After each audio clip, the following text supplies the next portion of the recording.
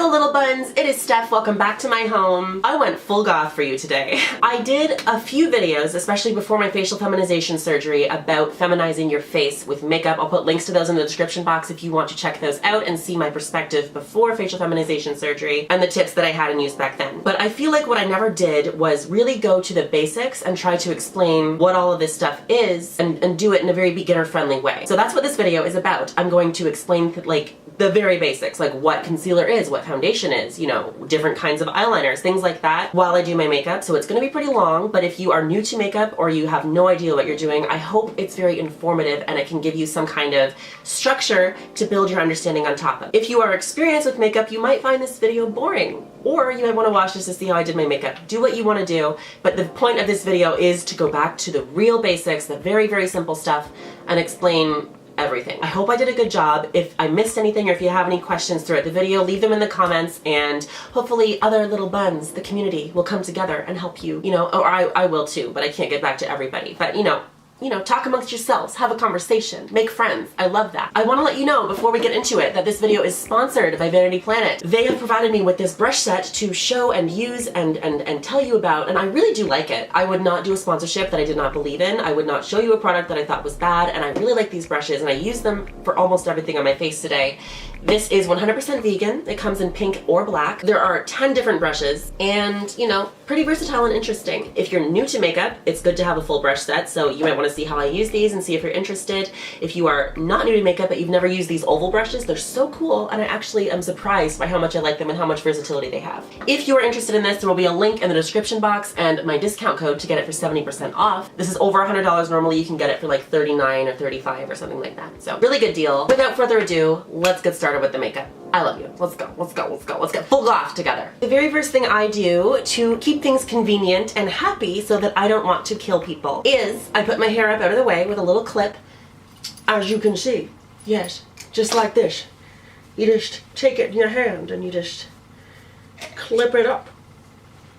And there we go. I also need caffeine so that I can stay awake for more than 40 minutes at a time. Now, something super important that a lot of people skip over when they're doing their makeup is the base. Think about painting a wall in a house. If there are cracks in the wall or if the wall is not primed properly, the paint is not going to go on very well and you're losing on a lot of potential. It's not that the wall is bad, it's that you didn't prepare the wall properly. You know what I mean? So before I do any makeup, I like to use something to prime my skin. You can purchase primers, which are specifically created to be a base for makeup. They typically will smooth out your skin on a textural level and usually provide some kind of hold and lock for makeup so it will last longer. I prefer a different kind of base, so what I do is, because I'm currently undergoing laser hair removal in my face, it's very sensitive to light, so I need to wear sunscreen every single day. So as a base, I actually use a tinted sunscreen, which isn't necessarily made to smooth out your skin, but I find this one really does. I enjoy that. I will be listing all the products I use in the description box, just so you guys are aware. So if there's anything you are interested in, you can find them there. I'm just applying this very gently to my face, you know. I also love using the tinted sunscreen because it gives my skin a lot of glow, a ridiculous amount of glow,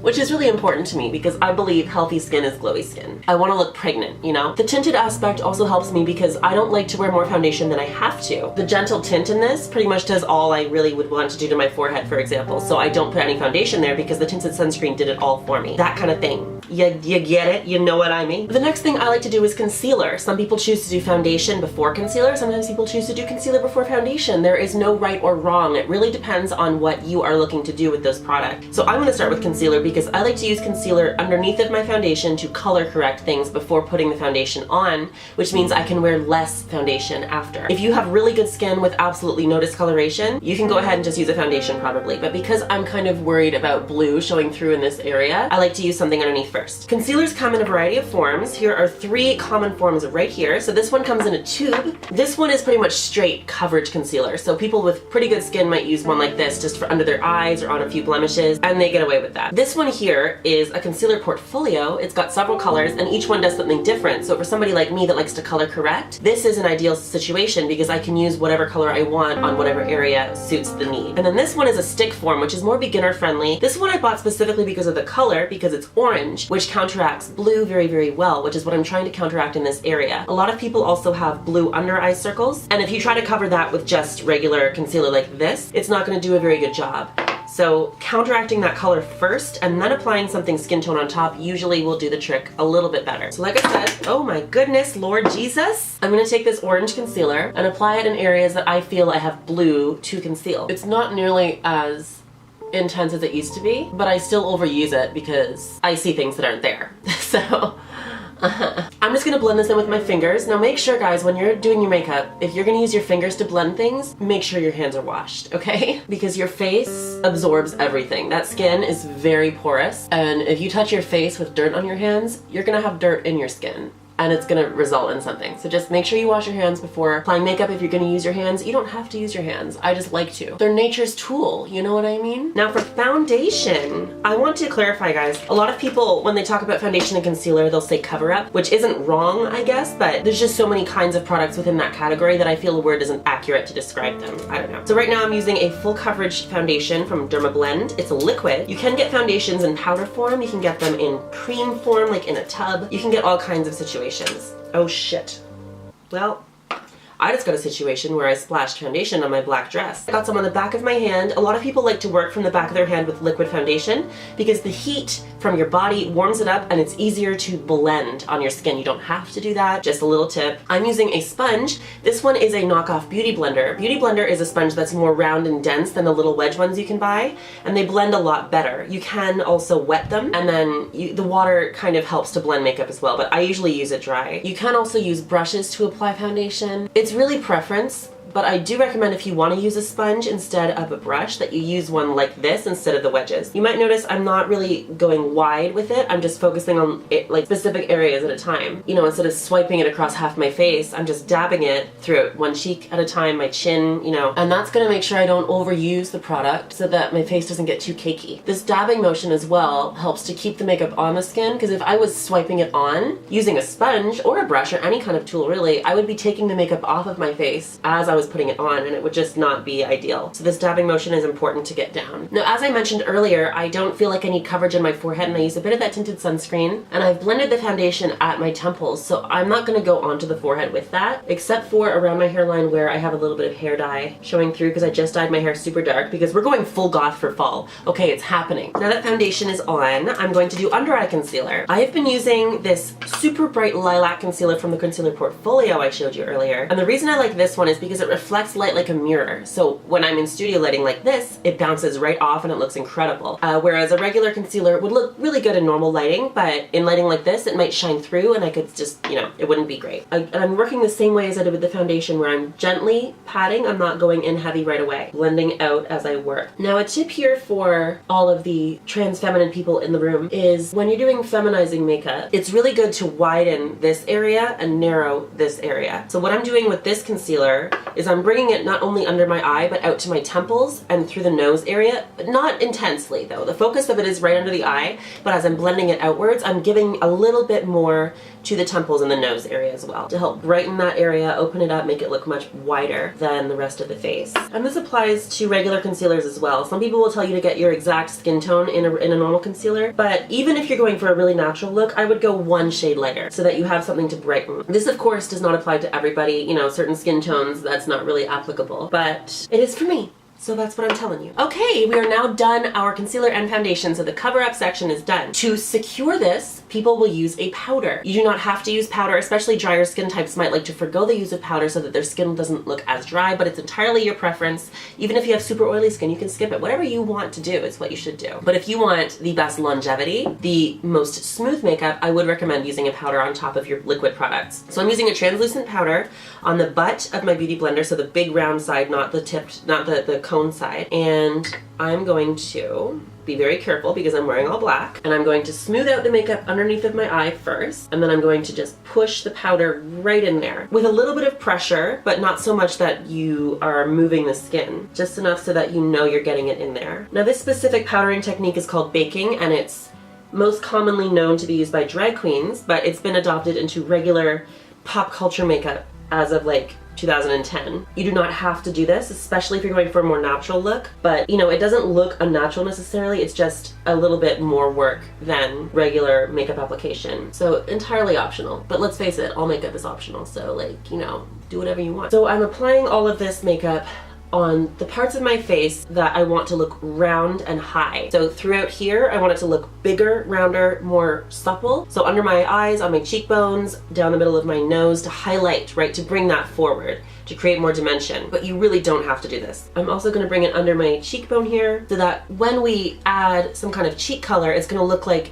it dips in here for the cheekbone underneath and then it comes back out around the jaw. So we're creating dimension, but again, this is super optional. You don't have to do this at all. It's just what I do. Now that we have set those areas of the face, I'm going to go with a regular powder, and this is what most people will do instead of going for the baking, especially on a day-to-day basis. This is a pressed powder. So the other one was a loose powder. This one is a compact, so it doesn't spill when you move it. So using a powder like this is going to increase the coverage you have on your skin a little bit. So it's gonna look a little bit more perfect. You don't have to do that. If you would rather just set your face with a translucent powder and move on, you can do that. I'm gonna be using some brushes from this kit that I showed you at the beginning of the video. I'm gonna be using this jumbo giant face one right here, the one that looks like you could use it to brush your hair. And I'm gonna go right into my compact with that, and I'm going to apply this everywhere I did not apply the other powder. So under the cheekbone here, across the forehead, along the jaw. And the thing that I like about this brush is, like, with most makeup applying tools, most makeup tools, okay? If you brush with it like this, you're gonna get a bad result. But with this one, it's actually ideal. And I don't understand how they made a brush that actually works like that, but they did. And it has some of the best blending ability I've ever seen, ever. And I'm just using the same brush to brush away all that white powder, and we're left with a very consistent canvas. Good stuff. So I'm just using a makeup wipe to get the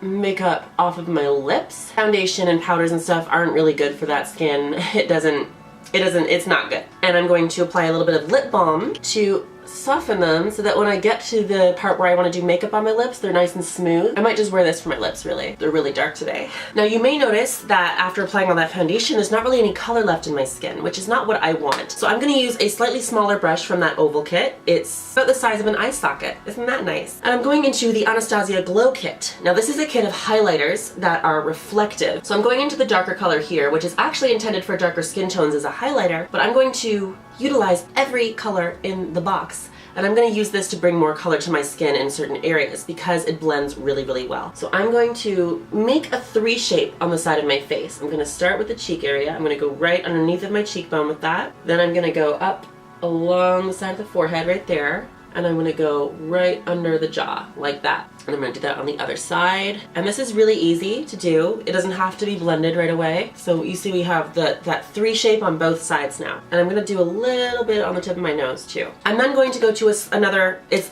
ever so slightly smaller than the last one. And I'm going to pick up the light colored highlighter in this corner, this peachy one that suits my skin tone as an actual highlighter. And I'm going to apply that on all the high points of my face. So right along the top of the cheekbone, along that brow bone, throughout the temple, right, to widen this area, give a lot of light. I'm going to use a little bit on my finger, and this is a really good feminizing tool actually. So middle finger, a little bit of product. I'm going to apply a little bit of highlighter right down the middle of my nose, but not all the way down. So I'm going to start basically where it turns into the forehead right here. I'm going to dab a little bit right there and go down maybe 2 centimeters and then stop. So I'm not applying any highlighter through this part of the nose. And then I'm applying some more right on the tip. And what that does is it creates the illusion that you have a dip here, and it makes your nose look more like curved instead of straight, which if you want it to look straighter, you can just go right down the middle, but I like the curved look. So now that we have all that on our face, I'm going to go back to that jumbo brush that we were using for the regular face powder, and I'm going to just blend it in like so, and you can see it just blend and disappear, and your skin looks normal, and it's amazing. I'm going to do a little bit of eyeshadow next, and I have foregone eyeshadow for quite some time, but I want to get back into more glamorous looks for fall because we're going full goth. So I'm going to do some eyeshadow. It's going to be great. You really do not need a lot of colors to do some pretty nice looks with eyeshadows. I could just use one palette, for example the Naked Smokey palette, and I really do recommend if you want to get into eyeshadows and you don't have anything right now, investing in one of Urban Decay's Naked palettes is a really good idea. Because Naked Smokey, for example, you have a whole bunch of shades that are different. They're all kind of neutrals, not really any vibrant colors,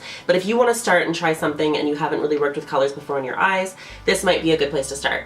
So I do recommend those palettes a lot for new beginner eyeshadow artists, right? I am going to also incorporate another Urban Decay palette though called Moondust, which has all these beautiful shiny colors in it. They're like metallic paint, they're gorgeous. But I am going to keep using the oval makeup brush set from Vanity Planet. So I'm going to start with this brush that's about the size of, I don't know, my eyeball, maybe a little bit smaller. You can use a primer on your eyelid to help keep the eyeshadow on longer or to make the base a little bit smoother, but I find investing in shadows like Urban Decay that are higher quality, you don't necessarily need that as much. It does still help, it makes a big difference, but I don't really use it, mostly because I rarely do eyeshadow, so I didn't really invest in a good eyeshadow primer, but it's fine. You can if you want to do lots of eyeshadow looks. So I'm going to dip into the color called Whiskey in this Urban Decay Smoky palette.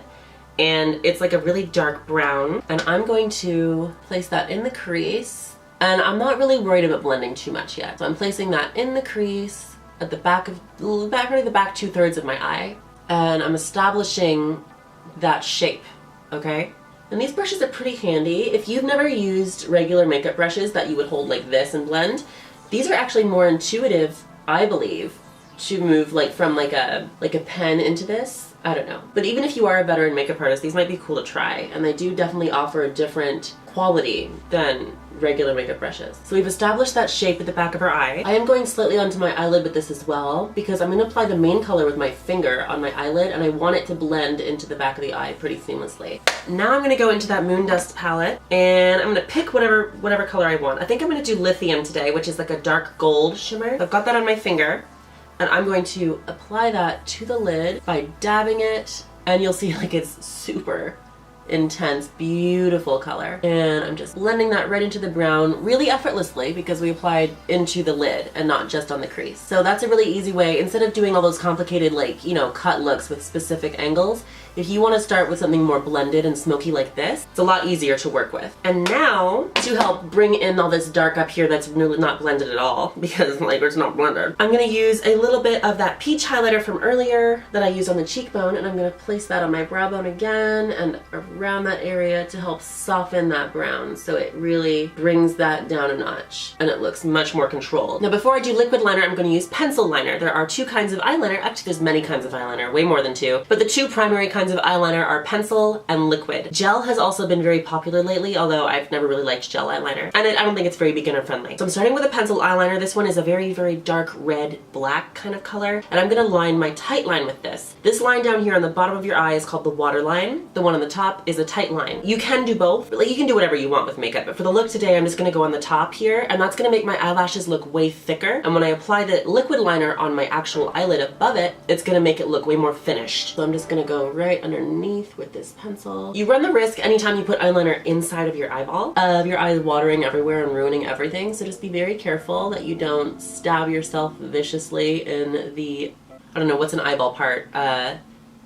Cataracts. For liquid eyeliner, I've been using the same one for like 7 years. This is the Stila Stay All Day Liquid Waterproof Eyeliner Pen or something or other. That's a jumble of words, but it's literally a pen, and it's much easier to work with this, I believe, than using the ones that you dip into a pot and then apply almost like ink. This one also dries in the skin, not on top of it, so you don't have that flaky aspect, because a lot of liquid liners that you dip in will dry on top of the skin and they can flake off, and I just hate that feeling. A lot of people really struggle with liquid liner, so if you can't get this right the first time, don't worry, that's not unusual at all. I like to start in the middle of my eyelid and just establish a line. So I'm drawing just a straight black line right in the middle. I'm going to try to zoom in for you guys so that you can see a little bit better. Okay, so just establishing that black line in the middle of the eyelid, and then I like to bring it backwards to the back of the eye, straight, like so, and then forwards. And I like to keep the line thinner in the front and thicker in the back, and that helps create an angle, and you can kind of see that the eye looks more pulled this way when you thicken the line at the back.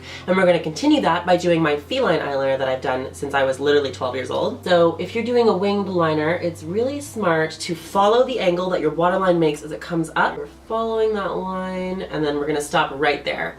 And I like to do that and then go to the other side and match it, and then just go back and forth instead of doing one whole eye at a time, because that way I feel like they turn out more evenly, which did not happen this time, but that's okay. Honestly, a lot of what eyeliner is confidence. If you feel like it's even, people are going to think it's even, okay? And now to create the wing, I'm going to connect the tip of this to the baseline here, just like that.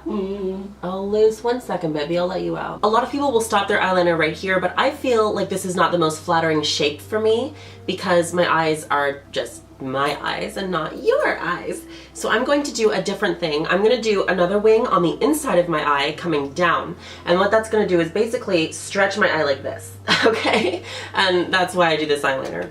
I just feel like it looks interesting. I either like to wear no eyeliner at all or do it both sides. All or nothing, y'all. So I'm gonna follow the line that my eye naturally makes and establish that. Now today we're lucky, and I'm remembering why I never do eyeliner on the inside of my eye anymore, and that's because they're watering like crazy now. So that's fun. There are ways around that though that I will show you in a second. Now because my eyes are watering like mad, and this does not look finished to me because it's not dry, I'm gonna take a little bit of matte black eyeshadow on a very small brush. This is another one of the oval brushes, and you can see it's really, really narrow. So this would be ideal for like eyeliner or eyebrows even. Dab that right on top of the area that's wet in an effort to absorb some of that, you know, sadness that's leaking out of my eye. This can also be a great way to blacken your eyeliner if you feel like it's kind of not quite dark enough for your soul. You know, I'm gonna give my eyes a second to rest, and I'm gonna do my eyebrows. Leaky eye makeup is a fact of life. Very rarely are you gonna get it perfect. That's okay, okay? Everybody has fucked up eye makeup sometimes. Now to start my brows, I'm gonna brush them out so that any makeup I got in them as we were doing the rest of the face is kind of gone, because I don't want that to affect, you know, anything about them.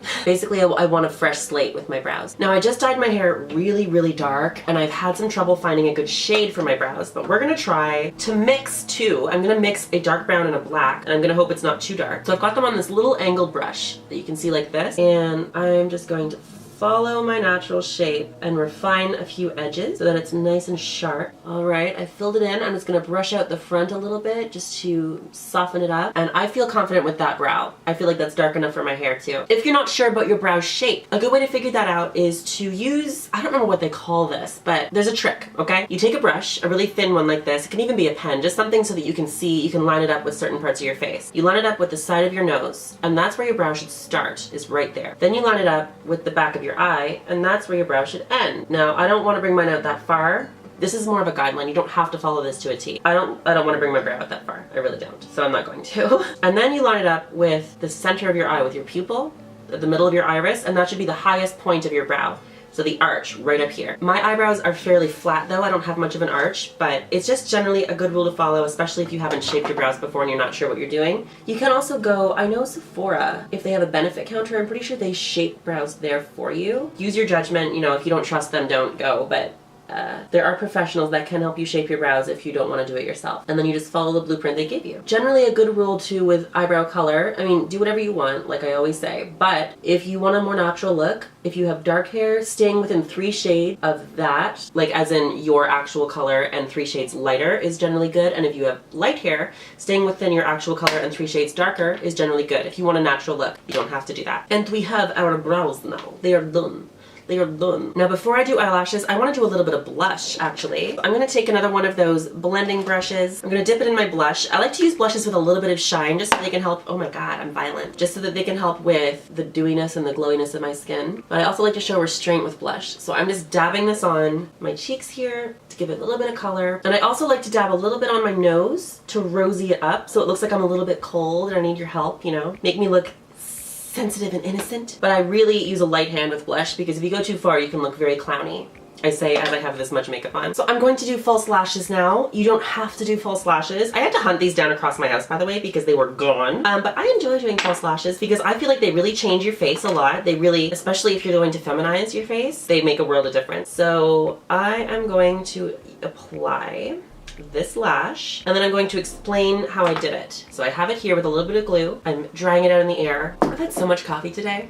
Life is good. Now, to get this lash with glue on it, you want to apply the thinnest amount of glue possible. So you want to go right on that band and just squeeze the slightest amount. You just want the band with glue on it. You don't want to have it goopy. You don't want to have it on the eyelashes themselves. Just on that band.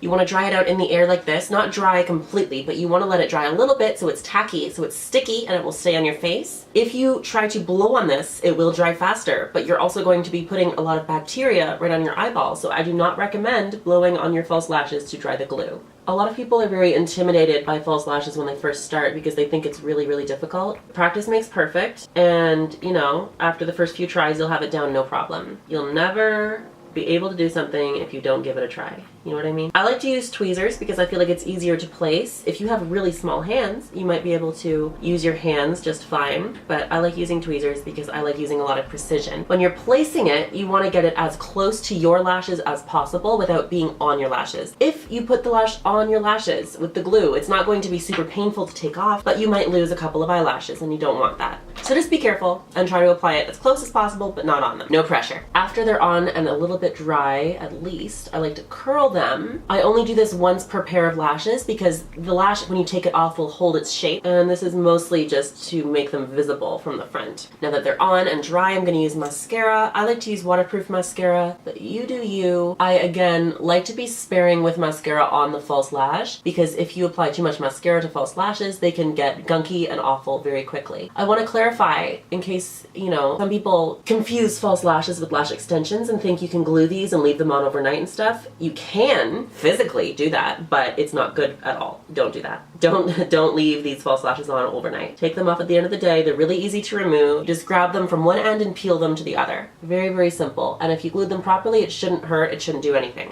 My eye watering has destroyed my inner eyeliner, so I think it's mostly dry now. So I'm gonna go back with a little bit of that concealer and I'm just gonna fix up the eyeliner. All right, take your hair down, shake it off, do your thing, be a star. And we are all done. Girl, I look like Sweeney Todd.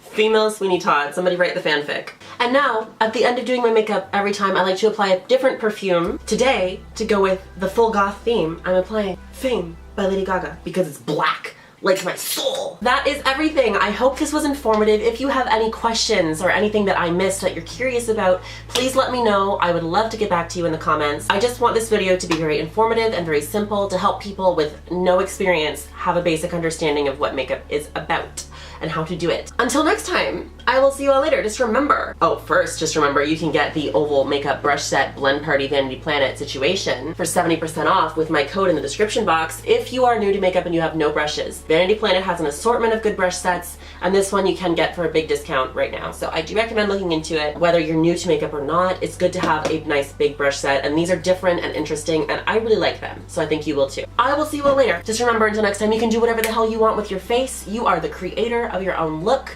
Design your aesthetic, change from season to season if you want, or don't. Do whatever you want. I love you. I will see you soon. Bye!